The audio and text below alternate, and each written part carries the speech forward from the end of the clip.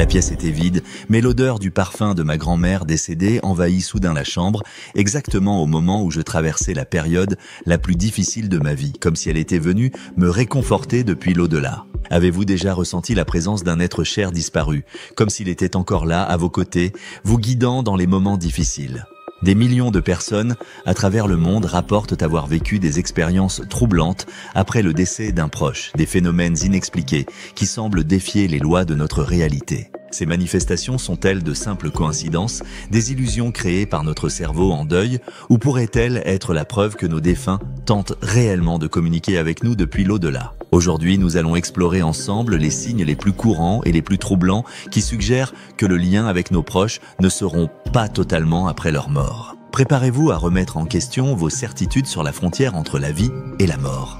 Des phénomènes que la science peine encore à expliquer, mais que des millions de témoins affirment avoir vécu avec une conviction inébranlable. Des manifestations si précises, si personnelles, qu'elles semblent porter la signature unique de ceux que nous avons perdus. Ce qui rend ces expériences particulièrement intrigantes, c'est leur universalité, car elles transcendent les cultures, les religions et même les époques. L'analyse de l'expert nous révèle que ces manifestations suivent souvent des schémas précis, des motifs qui se répètent avec une régularité troublante. Le premier signe concerne les rêves exceptionnellement vivides impliquant un proche décédé qui se distingue des rêves ordinaires par leur clarté et la sensation intense qu'ils laissent au réveil. Marie, 43 ans, a perdu son père d'une crise cardiaque soudaine sans avoir pu lui dire au revoir. 3 semaines après les funérailles, elle a fait un rêve d'une intensité bouleversante dans lequel son père lui est apparu, souriant et en parfaite santé.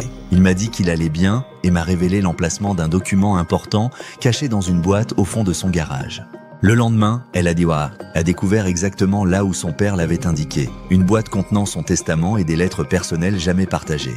L'analyse de l'expert suggère que ces rêves particuliers pourraient constituer un canal de communication privilégié entre les dimensions. Le docteur Jennifer Martinez explique que pendant le sommeil, notre esprit critique est en veille, ce qui pourrait faciliter la réception d'informations provenant d'autres plans d'existence.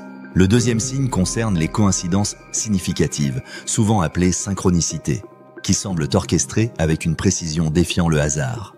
Thomas, 38 ans, en a fait l'expérience après le décès de sa mère, grande amatrice de papillons monarques. Le jour de son anniversaire, un papillon monarque est venu se poser sur ma main en plein hiver, à une période où ces papillons ne sont normalement pas présents dans notre région. L'analyse de l'expert révèle que ces synchronicités impliquent souvent des symboles qui avaient une signification particulière pour le défunt et surviennent généralement à des moments clés comme les anniversaires ou les périodes de détresse émotionnelle. Le troisième signe concerne les manifestations sensorielles inexpliquées comme des odeurs, des cheminées, des sons ou des sensations tactiles associées au défunt. Claire, 52 ans, témoigne. 6 mois après la mort de mon mari, j'ai soudain senti son parfum dans notre chambre, exactement son eau de Cologne si caractéristique. Ma fille qui est entrée dans la pièce l'a senti aussi, sans que je lui en parle.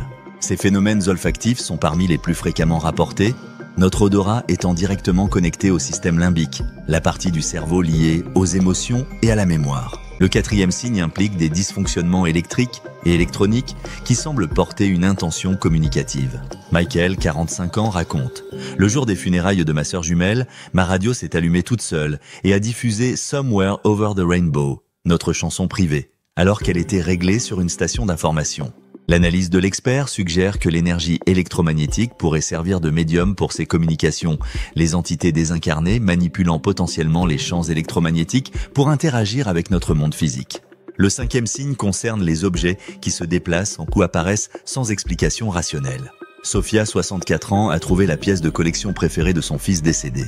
Disparu des mois avant sa mort, mystérieusement placée comme marque-page dans son livre de chevet. Le docteur Ian Stevenson, après des années d'études de ces phénomènes, a conclu que certains cas défient toute explication conventionnelle et suggèrent fortement une intervention post-mortem. Le sixième signe implique les comportements inexpliqués des animaux domestiques qui semblent interagir avec des présences invisibles. Emily, 34 ans, a observé son berger allemand fixer le fauteuil vide de son grand-père décédé, y poser sa tête comme s'il recevait des caresses. Le docteur Rupert Sheldrake explique que les capacités sensorielles supérieures des animaux pourraient leur permettre de percevoir des présences qui échappent à nos sens limités. Le septième signe concerne les informations spécifiques reçues par des médiums qui contiennent des détails impossibles à deviner. Richard, sceptique convaincu, a été stupéfait quand une médium a révélé l'existence d'un collier caché dans la peluche de sa fille décédée, objet dont personne ne connaissait l'existence.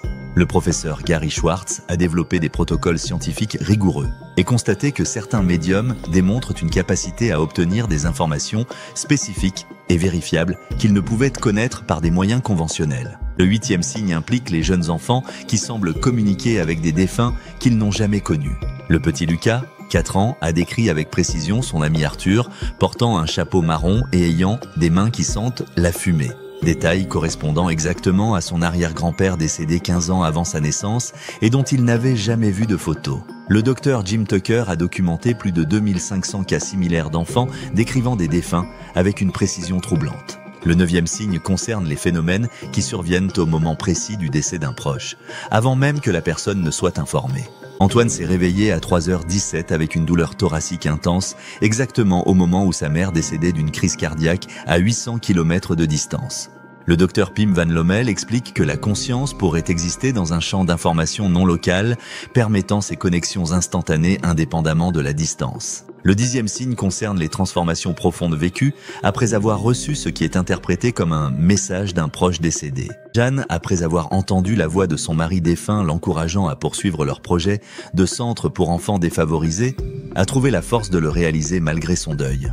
Le docteur Kenneth Ring a observé que ces expériences déclenchent souvent une réévaluation profonde des valeurs et des priorités, une diminution de la peur de la mort et une orientation vers des activités altruistes. Face à ces phénomènes, la science conventionnelle invoque généralement 3 mécanismes. Le biais de confirmation, l'apophénie, percevoir des connexions dans des événements aléatoires, et le processus de deuil qui sensibilise aux stimuli associés aux défunts. Cependant, ces explications suffisent-elles pour tous les cas rapportés ? Le docteur Bruce Grayson propose une perspective équilibrée. La science progresse en explorant les anomalies. L'histoire des sciences regorge d'exemples où des phénomènes initialement rejetés ont finalement conduit à des avancées majeures dans notre compréhension de la réalité. Peut-être que la vérité se situe dans une zone intermédiaire, ni dans le rejet catégorique de ces expériences comme simples illusions, ni dans leur acceptation non critique comme preuve définitive. Ce qui est certain, c'est que ces expériences sont réelles pour ceux qui les vivent et apportent souvent un réconfort profond. Elles nous rappellent que malgré tous nos progrès scientifiques, la conscience demeure l'une des dernières frontières de la connaissance humaine. Comme l'a exprimé Henri Poincaré, la science est faite de faits, comme une maison est faite de pierres, mais une accumulation de faits n'est pas plus une science qu'un tas de pierres n'est une maison. Si vous avez vécu des expériences similaires, sachez que vous n'êtes pas seul. Des millions de personnes partagent ces vécus troublants. Qu'ils soient le fruit de notre psychologie ou véritablement des messages de l'au-delà, ces expériences méritent d'être respectées, car elles nous parlent de notre capacité à maintenir des liens qui semblent transcender même les frontières de la mort.